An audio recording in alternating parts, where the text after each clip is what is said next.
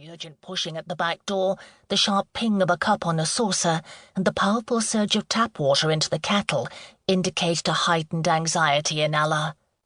Roberta pushed her hip flask of sherry deep in her dark brown leather handbag and snapped the clasp shut. With a deep sigh, she got up from the velvet armchair to hide her glass behind the old atlas on the third shelf of the mahogany bookcase. Ella thrashed about the kitchen, cupboard doors slammed, saucepans placed too heavy on the hob. She burrowed into the kitchen whenever she was troubled, baking her worries away, often lifting cakes out of the oven and scraping them straight into the bin. She had first turned to the solace of the kitchen the night their mother and father died. On the way home from a choral recital, John O'Callaghan had no opportunity to react when Sean McCarthy drove his tractor the short trip home from the pub without even a small light showing. All three were killed in what Rathsawney later referred to as the tragic accident. For days, Ella and Roberta were surrounded by so many people, but within 3 weeks the girls were on their own in the big empty house. With their father gone, so too was his solicitor's salary. Neither had John O'Callaghan found time to provide for his daughters, so busy was he running Roscarbury Hall and throwing money after horses on a Saturday afternoon. Ella did not waste time on resenting her father's irresponsible attitude, but took their new state of low financial means in her stride. She set to getting in as much money as possible to keep Roscarbury Hall standing. She baked cakes for the Rathsawney shops and took in ironing to keep up with the bills. Roberta continued doing the outside jobs as best she could. They got into a routine every day of doing their chores and delivering the bread and cakes in 2 big bags, while at the same time catching up on their necessity shopping.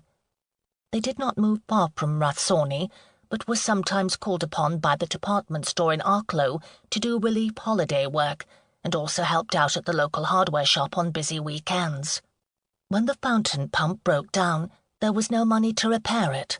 When the garden needed tending and the plants needed pruning, they did not bother until they had to. When rain leaked into the attic rooms, through gaps left when the slate slipped, they called in Hegarty, the local farmer, who brought his extension ladder and gingerly went out on the roof to tack the slates back in place. When the job was too big for the handyman, Ella managed to organize a loan from a sympathetic bank manager. Tired of the noise from the kitchen, Roberta made for her bedroom, stopping in the hall to read the note Ella had placed there. "Jerry says he will collect a bit early for 10 Mass. Be ready. Don't make us late. E." Ella waited until she heard the knocking of Roberta's walking stick on the landing overhead before she rang her cousin Iris. "I need your help. I think I have a good plan. It is about keeping Roscarbury and making money. I think you are going to approve." "Shoot it out, for God's sake, girl." "No, I don't have time now. 10 o'clock Mass in the morning." She rang off before Iris had time to protest. Ella chose the blue swing coat for Mass, a fitting backdrop to her favorite vice brooch, 9 balls of Montana blue crystals in a simple circle setting. Her mother had only worn it on special occasions. There wasn't another one like it, she told her daughter, and Ella believed it. Carefully she fastened the brooch to her left lapel and stood in front of the mirror, tugging her coat lightly to straighten it. Not that anybody took much notice of her these days. Jerry O'Hare's Mercedes lumbered up the avenue. She watched as he eased his immense frame from the driver's seat, a cigarette hanging from the corner of his mouth. Leaning against the fountain, he puffed quietly as he waited for the O'Callaghan sisters. Roberta was already in the back hall, wearing her black coat ringed with fur at the sleeves and collar. Her large grey handbag and gloves reflected the patina of her shoes. The sisters took each other in without saying a word. "Good morning, girls. How are we this morning?"